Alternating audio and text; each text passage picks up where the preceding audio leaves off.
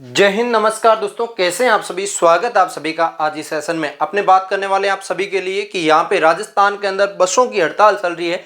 कौन सी बसों की चल रही है, आपके गाँव की बसें आनी जानी हो रही है और जो रोडवेज बसें हैं वो चल रही है। तो बसें कौन सी बसें ऐसी है जिनकी हड़ताल चल रही है और आज 35,000 से ज़्यादा जो बसें एक ही जगह खड़े कर दी है और हड़ताल चल रही है। सभी जगह आप देखेंगे तो वहाँ पर पता चलेगा आपको। और या फिर आपका भी बाहर का कहीं ना कहीं सफर है और होली का अभी समय है, तो बाहर के लोग जो बाहर कमाने जाते हैं वो वापस भी आते हैं।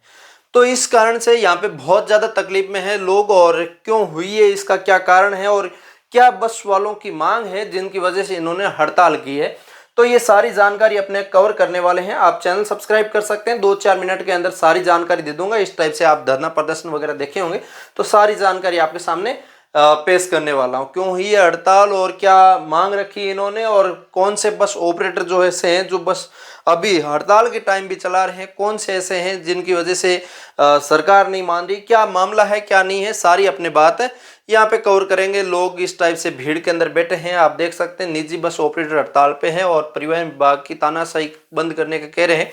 तो इस टाइम अभी न्यूज के अंदर क्या छपा है, ये कुछ ही समय की पहले की अभी न्यूज है आज की, जिसके अंदर देख सकते हैं राजस्थान में बसों की हड़ताल है और ऑपरेटर में मारपीट भी हो रही है। यहाँ पे जयपुर खाटू श्याम जी टैक्सी का किराया 6,000 के पार हो चुका है। वहां पे ट्रांसपोर्ट कंपनी जो ट्रांसपोर्ट कमिश्नर की भी सुरक्षा यहाँ पे उपलब्ध करवाई गई है। आप सबको पता है जयपुर के नजदीक में खाटू श्याम जी जो हारे के सारे बाबे साम हमारे, तो उनके मंदिर पे इतनी ज्यादा भीड़ होती है, वहां के लोग जयपुर के या फिर हर बार के जो लोग हैं बहुत ज्यादा पधारते हैं। उनकी वजह से वहां पे टैक्सी की जरूरतें हैं, लगभग 2,000-3,000 रुपये चलती है, उनकी डबल हो चुकी है बसें नहीं जाने की वजह से।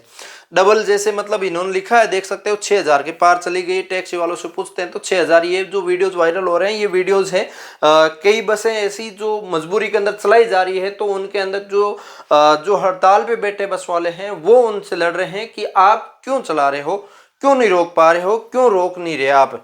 तो आप भी हमारे साथ आइए। इस कंडीशन में आप यहाँ पे लड़ाई देख रहे हैं। बुधवार सुबह जयपुर में बस ऑपरेटर आपस में झगड़ा करने लगे। इधर रोडवेज बसों में भी भीड़ बढ़ गई है। आप देख सकते हैं रोडवेज बसों के अंदर तो भीड़ बढ़नी है, ट्रेनों के अंदर भीड़ बढ़नी है, सब जगह में आगे की और घटना आपको बताने वाला हूँ जो आप देखेंगे। तो यहाँ पे देख सकते हैं प्रदेश में करीबन 35,000 स्लीपर और स्टेट कैरियर और लोक परिवहन बसें बंद है, यहाँ पे देख सकते हैं। लेकिन गवर्नमेंट यहाँ पे कल आपको देखा होगा जब राज्यसभा के अंदर आपने देखा होगा, विधानसभा में आपने रविंद्र सिंह भाटी ने एक मुद्दा उठाया था कि रोडवेज बस छोड़ो, ये जो प्राइवेट बसें जो चल रही है ये बसें बंद है तो इनकी वजह से जनताओं को तकलीफ हो रहा है और आप इनके ऊपर भी ध्यान दीजिए। क्योंकि सब मंत्रियों को भी वो कह रहे थे आपकी तरह सब भी लोग हैं जो फॉर्चूनर के अंदर नहीं चलते, लोग जो लोकल बसें चलती हैं उन बसों से भी सफर करते हैं। तो ये चीजें कही है। इनके बाद यहाँ पे देख रहे हैं परिवहन विभाग का दावा है कि लोक परिवहन बसें ऑपरेटर हड़ताल पर नहीं है, तो इसकी ओर से देख सकते हैं। और यहाँ पे इधर निजी बस ऑपरेटर ने दावा किया है कि मंगलवार को बसें नहीं चलेगी और कारण उन्होंने बताया एडवांस टिकट 20 करोड़ रुपए जो है बस वालों ने वापस रिटर्न कर दिया है। मैं यहाँ पे बता देता हूँ, मैं अभी सुबह ही नोखा पहुंचा हूँ, अभी 1 घंटा पहले। तो मैं नोएडा रहता हूँ, नोएडा से जब नोखा आ रहा था तो मैंने बस बुक की थी नंद ट्रेवलर्स करके, चांदनी चौक दिल्ली से और नोखा की। 700 रुपये टिकट था, मैंने वहाँ पे गया और टिकट ले ली। उसके बाद उन्होंने कहा भाई साहब बसें हड़ताल पे चल रही है, हमारी नाइट शिफ्ट के अंदर बस है तो हम इमरजेंसी के तौर पे चला रहे हैं, लेकिन आपको पूरा नोखा तक नहीं पहुंचाएंगे, बीच में खड़ी कर सकते हैं कहीं भी, और दूसरा चांस है कि हम सुजानगढ़ ले जाके खड़ी कर देंगे। तो मैंने वही मना कर दिया। मैंने कहा साहब आपकी बस हड़ताल पे है, हम आपका साथ देते हैं, लेकिन आप टिकट का पैसा रिटर्न कर दीजिए और मैं ट्रेन की व्यवस्था देखता हूँ। अचानक से वहाँ से ट्रेन की व्यवस्था थी 11 बजे, 11:30, 11:35 पे जो दिल्ली से बीकानेर चलती है उस ट्रेन में बीकानेर आ गया और 9 बजे 9:40 के लगभग एक रणकपुर जो ट्रेन आती है बीकानेर से नौका, उसमें ट्रेन है नौका आ गया।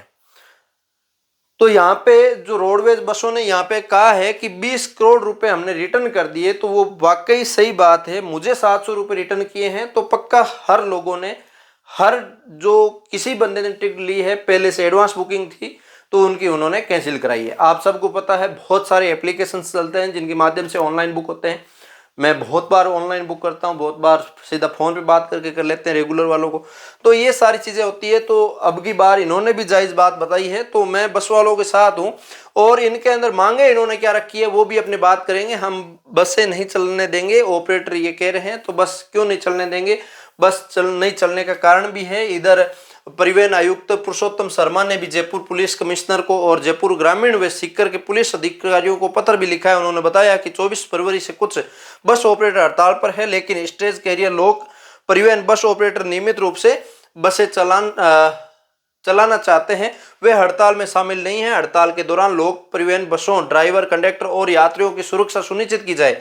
खासकर जयपुर सीकर रूट में विशेष सुरक्षा व्यवस्था कहा गया है।